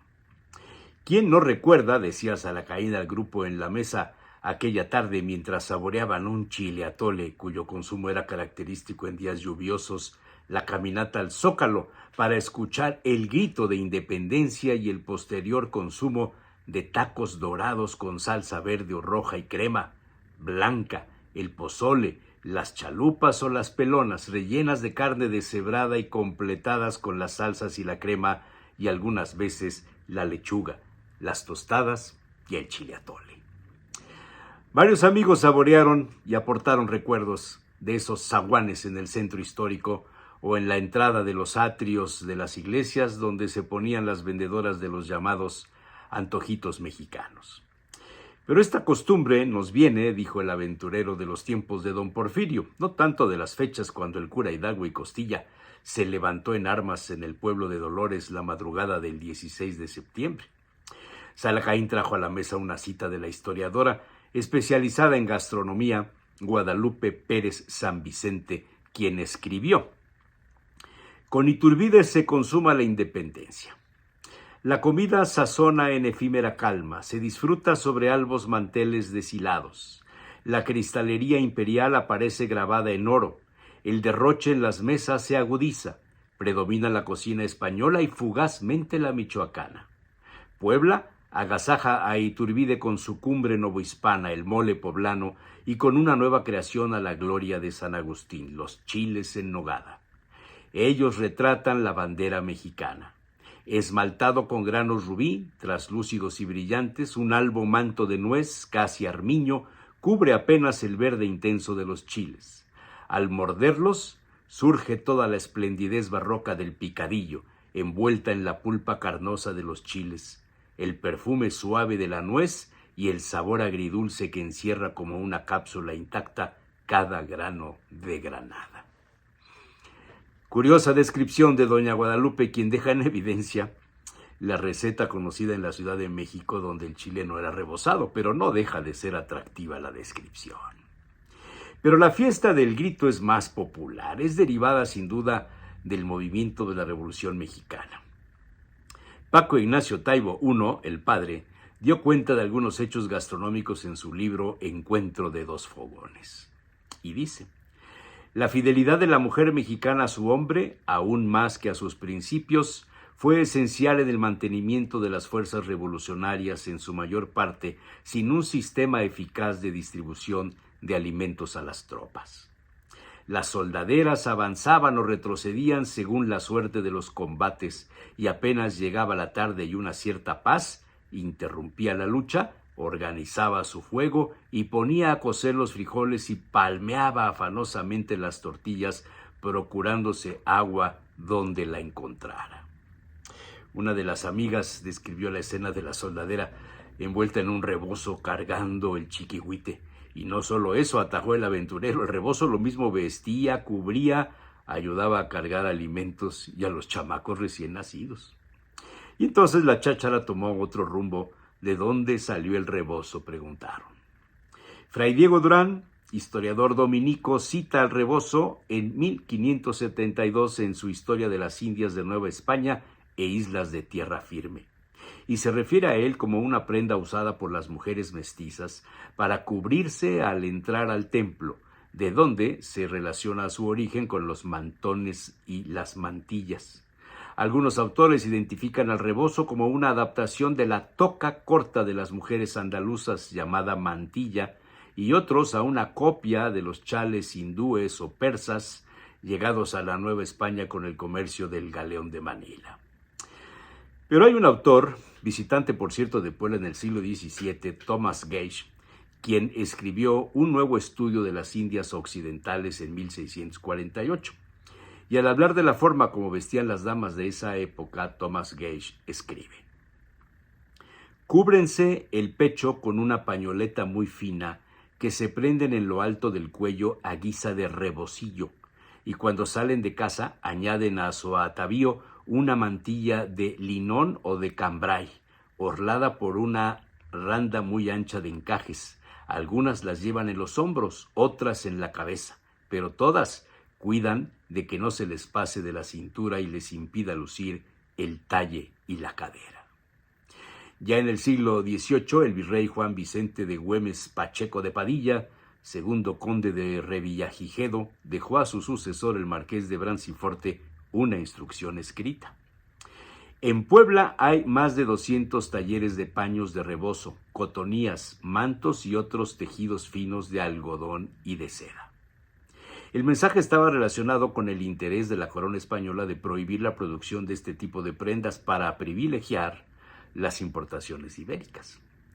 En 1851, el industrial productor de rebozos Vicente Murguía escribe esto: desde las más infelices leperitas que recogen donde pueden hallarlos los desechos de sus amas o prefieren cobijarse con paños de a 2 reales, hasta las más nobles y encumbradas señoras, sobre cuyos delicados hombros demasiado áspero y pesado pareciera cualquier rebozo, ha venido a ser parte integral de la mujer. A cualquier hora del día o de la noche, rara vez el abrigo o adorno de que se trata se despega de su cabeza o de sus brazos. La criada barre o guisa con él, en la cama le sirve de sábana y cobertor, en las calles y en las iglesias le envuelve la cabeza y le tapa parte de la cara. La pobre que vive en su casa trae del mercado las provisiones en uno de los extremos de su rebozo y cobija al mismo tiempo con el otro al indócil lactante. La muchacha que trabaja en los talleres, la mujer del artesano acomodado, la niña voladora que a modo de mariposa anda buscando en 1000 flores de plata las dulzuras de la vida, nunca deponen en las varias escenas en que son destinadas a figurar el suave y elegante paño que las viste, y cuando alegre sarao las convida el domingo con sus resueltos adoradores, al son de arpa y vihuela, a dar las 100 vueltas que marca el dulce y cosquilloso jarabe, que es la gloria de Jalisco, con el rebozo anudado en la cintura o caído con gracia del cuello sobre los brazos, se presentan al compañero que las saluda, y entre los pliegues de aquel van desenvolviendo y llevan casi a un término completo y feliz el ardiente y sencillo deseo que las anima. En cuanto a las señoras, para ellas también es una pieza el rebozo que ni en el baile se separa de sus hombros. En los templos les sirve como manto parecido al traje de las limeñas, que apenas queriéndolo ellas así, les deja la libertad de dirigirse por una línea visual al sacerdote que celebra. En las tertulias y en los encuentros de más secreta y confiada amistad, acompaña como un instrumento a la voz, con sus múltiples y variados movimientos, las ideas y los afectos de que se haya agitado la imaginación que lo domina, o siéntese conmovido el pecho que late debajo de sus pliegues, y dichoso de aquel que sabe aprovecharse sin distinguir de su completo abandono. En los brillantes espectáculos y paseos en que se digne a lucirse, apartada de la plebe, la gente de la alta alcurnia guarda sin embargo el rebozo toda su dignidad y mantiene un puesto de honor al lado de la moda de París recientemente introducida. El cómodo y lindo traje de que nos estamos ocupando sobre los brazos de una señora de Guadalajara es casi siempre, en una palabra, un abrigo, un adorno, una fuente de gracias, un símbolo de paz. Y puede también suceder, tal como lo hemos observado, que encierre y haga brotar en sus dobleces alguna seria declaración de enojo contra el miserable que la hubiese provocado. Vaya descripción, dijo una de las amigas a la mesa, parece como poesía. Y entonces Alacaín pasó a describir los nombres de las clases de rebozos. Los hay azules pringados de blanco y les dicen palomos. Otros negros rayados con azul, rojo o café y les dicen listados. Y a los azules con puntos blancos grandes les dicen granizos. A los negros con cenefas de varios colores les nombran masones. A los de color púrpura pálido, jamoncillos. Los de tono ocre se llaman calandrias. Otros de colores morado y rasgos café les dicen cuapaxtle. Y los cafés con notas blancas se llaman garrapatos. Unos más finos, de seda con coloraciones, les dicen tornasoles. Y a los muy finos, de 100 hilos, un tejido muy delicado, capaces de hacerlos pasar por un anillo, se llaman de bolita. Una de las tías abuelas del aventurero tenía fama por la amplia colección de rebozos. Su paradero es desconocido y tenía una frase: jala más un rebozo que un caballo brioso. Otra de las amigas preguntó si habría alguna poesía sobre el rebozo. Por supuesto, dijo Zalacaín, pero esa es otra historia.